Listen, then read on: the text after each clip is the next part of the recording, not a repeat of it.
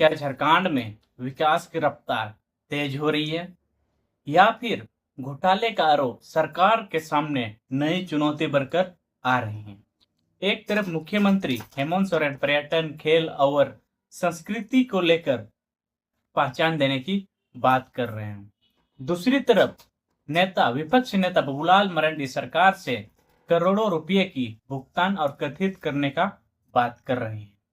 बाबूलाल मरांडी सवाल पूछ रहे हैं और उधर दूसरी तरफ जेपीएससी परीक्षा परिणाम को लेकर जयराम महतो ने युवाओं की भरोसा की बात भी उठा रहे हैं। और इसी बीच स्वास्थ्य मंत्री डॉक्टर इरफान अंसारी ने शौर्य चक्र से सम्मानित झारखंड के वीर जवान सुद्दाम हुसैन का सम्मान किया और झारखंड का गौरव बढ़ाया है।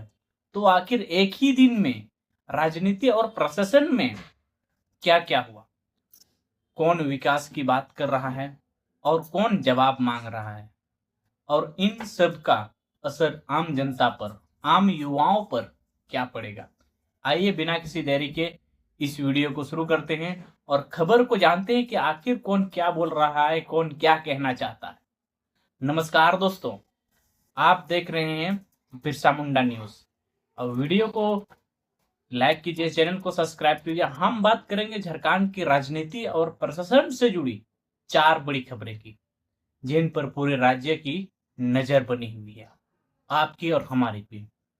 वीडियो को अंत तक जरूर देखिए क्योंकि हर खबर झारखंड की भविष्य से जुड़ी हुई है। सबसे पहले बात करते हैं मुख्यमंत्री हेमंत सोरेन। मुख्यमंत्री ने प्रोजेक्ट भवन में पर्यटन, कला, संस्कृति, खेलकूद और युवाओं को कार्य विभाग की उच्च स्तरीय समीक्षा पर बैठाया। बैठक में उन्होंने अधिकारियों को निर्देश दिया झारखंड के पर्यटन स्थलों, सांस्कृतिक, खेल सुविधाओं और युवाओं से जुड़ी कार्यक्रम को और मजबूत बनाया जाएगा। मुख्यमंत्री ने कहा कि 25 वर्ष का युवा झारखंड अब अपनी समृद्ध संस्कृति और विरासत को नई स्वरूप में आगे बढ़ाने और बढ़ रहा है।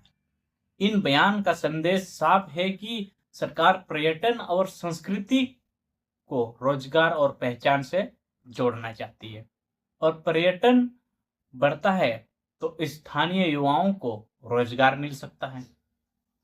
होटल, ट्रांसपोर्ट, हस्तशिल्प और स्थानीय व्यापार का भी फायदा हो सकता है। लेकिन सवाल यह भी है, क्या योजनाएं जमीन पर उसी गति से लागू होगी जैसे बैठकों में दिखाई देती है। अब बात करते हैं विपक्ष की, यानी कि विपक्ष नेता बाबूलाल मरांडी की। उन्होंने मुख्यमंत्री हेमंत सोरेन से परिवहन विभाग से जुड़े एक मामले पर कई सवाल पूछे हैं। बाबूलाल मरांडी का दावा है कि ड्राइविंग लाइसेंस और आरसी कार्ड की प्रिंटिंग करने वाली कंपनी का अनुबंध फरवरी 2026 में समाप्त हो गया था। उनके अनुसार इसके बाद भी सीमित अवधि पर विस्तार दिया गया, लेकिन उसके बाद भी कंपनी कथित रूप से बिना वैध अनुबंध से काम करती है और करोड़ों रुपए का भुगतान भी किया।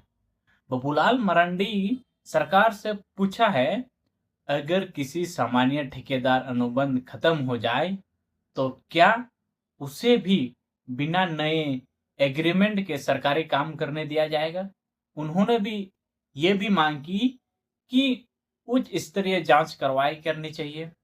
ध्यान देने वाली बात यह है कि विपक्ष द्वारा लगाए गए आरोप है कि सरकार की ओर से इस मामले पर आधिकारिक प्रतिक्रिया या जांच से निष्कर्ष सामने आने तक इन आरोपों को स्वतंत्रता पुष्टि नहीं हुई है।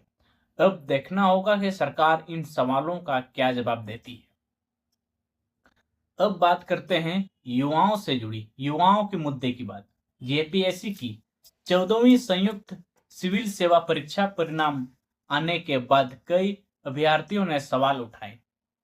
इसी मुद्दे पर विधायक जयराम महतो ने कहा कि जेपीएससी की परीक्षा को लेकर पहले भी विवाद हुए हैं, कई बार विवाद हुए हैं, सामने आते रहते हैं। उन्होंने सुझाव दिया कि राज्य सरकार या फिर देश के सबसे बड़ी अनुभवी परीक्षा एजेंसी की मदद ले, या फिर झारखंड अपनी मजबूती परीक्षा व्यवस्था को तैयार करे।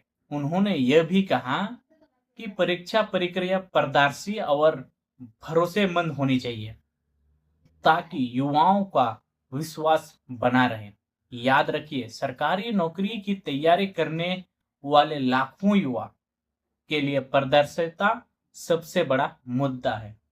अगर युवा का भरोसा कमजोर होता है तो उसका असर पूरे सिस्टम पर पड़ता है। पूरे सिस्टम को भुगतना होगा, हर एक युवा को भी भुगतना होगा।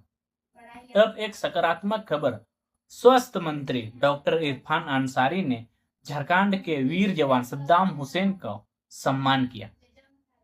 सद्दाम हुसैन को कश्मीर में आतंकवादी के खिलाफ बहादुरी की जो उसने काम की थी, बहादुरी दिखाने के लिए राष्ट्रपति द्वारा शौर्य चक्र से सम्मानित किया गया था।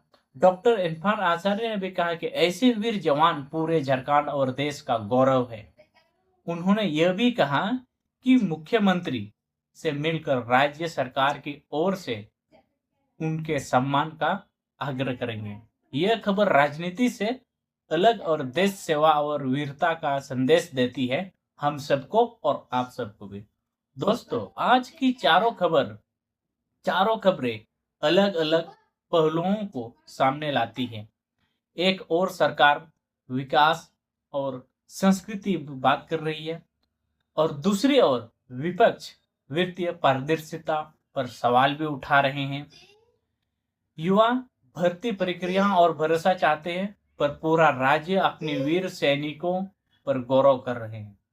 लोकतंत्र की सबसे बड़ी ताकत यही है कि विश्वास, जवाबदेही और जनता की आवाज, ये तीनों साथ चले। आने वाले दिनों में इन सभी मुद्दों पर सरकार की प्रतिक्रिया और आगे की कार्रवाई पर सबकी नजर रहेगी। अगर आपको लगता है कि झारखंड की विकास के साथ साथ पारदर्शिता भी उतनी ही जरूरी है, उतनी ही हम सब के लिए है, तो इस वीडियो को ज्यादा से ज्यादा शेयर कीजिए। कमेंट करके बताइए कि आपको ये वीडियो कैसे लगा। इन चारों खबरों में आपको सबसे महत्वपूर्ण मुद्दा कौन सा लगा और क्यों ऐसा ही फैक्ट और ऐसा ही आधिकारिक, संतुलित और झारखंड के हर बड़ी खबर सबसे पहले पाने के लिए बिरसा मुंडा न्यूज चैनल को सब्सक्राइब करें, क्योंकि आने वाली इसी प्रकार की वीडियो आपको हमेशा देखने को मिलेंगे। बेल आइकन को जरूर दबाएं। धन्यवाद। जय हिंद, जय जोहार।